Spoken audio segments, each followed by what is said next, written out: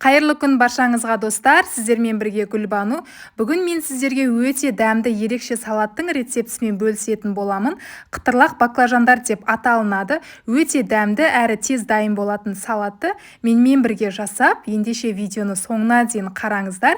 Және де менің арнама тіркелмеген жаңа көрермен болсаңыз, тіркеліп қойды да ұмытпаңыздар. Ал ендеше біз бастаймыз. Алдымен баклажандарымызды жақсылап жуып тазалап аламыз да қабығын ашып, яғни турауға дайындап алатын боламыз. Осылай сыртын ашып жасасаңыздар да болады, немесе сыртын ашымай, яғни қабығымен бірге пісіріп дайындасаңыздар да болады. Мен бір баклажанды аршыдым, және де екінші баклажанды солай турайтын болдым, сыртымен яғни. Ашып алған баклажандарымыздың барлығын төрт бұрыш етіп турап аламыз. Яғни квадрат бөліктерге бөлеміз. Видеода көріп тұрғандарыңыздай баклажандарды екіге бөліп, үлкен квадрат бөліктермен турап алатын боламыз. Жаңағы бір баклажанды, яғни сыртын ашымай, осылай турайтын болдым. Квадрат төрт бұрышты етіп турап шығасыздар. Ашып дайындап алған баклажанымызды, яғни бөлек ыдысқа осылай салып, оның үстіне салқын суымызды құямыз, және де тұзымызды қосып, 30 минутқа қалдыратын боламыз. Міндетті түрде осылай жасаңыздар. Баклажанның қышқыл дәмін алады, және де баклажандарымызды жұмсақ болып пісіп шығады.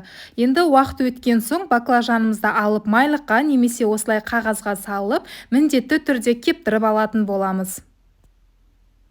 Барлық баклажандарымызды осылай салып кептіріп шығатын боламыз.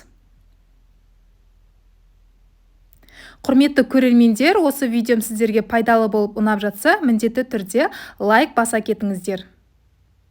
Кептіріп, дайын болған баклажандарымызды бөлек ыдысқа салып алатын боламыз.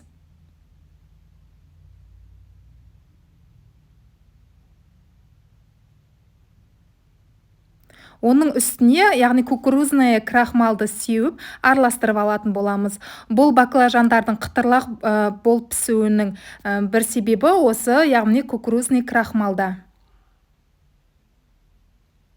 Енді осы аралықта майымызды қыздырып дайындап аламыз. Қызып тұрған майға қызарғанша пісіріп аламыз. Міндетті түрде қызып тұрған майға салыңыздар.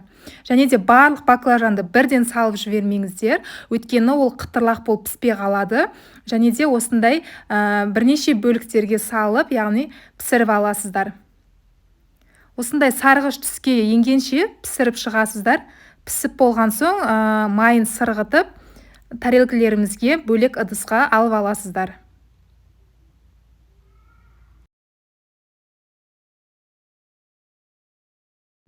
Мен осы видеоның астына толық құрамын, яғни описание бөліміне жазып қоятын боламын.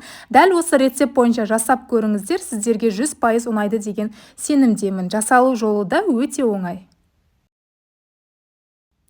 Осымен қытырлақ баклажандарымызды пісіріп алдық. Енді бізге осында 2 тарелка қажет болады, және де салатовый листа жапырақтарын пайдалансаңыздар болады, әдемі әсемдік көріну үшін. Және де осының үстіне жаңағы піскен баклажандарымызды 2 бөлікке 2 тарелкаге бөліп салып дайындап аламыз.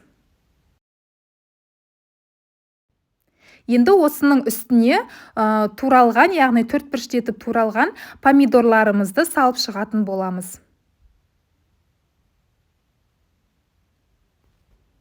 Асығыс кезде, немесе үйіңізге аяқ асты қонақ келіп қалған жағдайда жасап беретін өте оңай салаттардың бірі. Осымен, яғни барлығын салып болдық, енді үстіне кинза қоссаңыздар да болады. Бұл әрине міндетті емес, қалауларыңыз бойынша қоса бересіздер. Содан соң бізге осындай дайын соус қажет болады. Бұл кез келген дүкендерде сатылады. Осы соусымызды қосып, яғни салатымызға қосып алатын боламыз. Негізі соусты қолдан өздеріңіз жасап дайындасаңыздар да болады. Келесіде соустың жасалу жолын көрсететін боламын. Содан соң күнжітті әсемдік ретінде бетіне сеуіп, осылай ұсынсаңыздар болады. Құрамы 3 заттан тұратын қытырлақ баклажанды салатымыз осымен дайын. Көріп тұрғандарыңыздай дастарханға қойсаңыз да ұялмай ұсынатын салаттардың бірі. Міндетті түрде жасап көріңіздер деп кеңес беремін. Назарларыңызға үлкен рахмет. Сіздермен болған Гүлбану.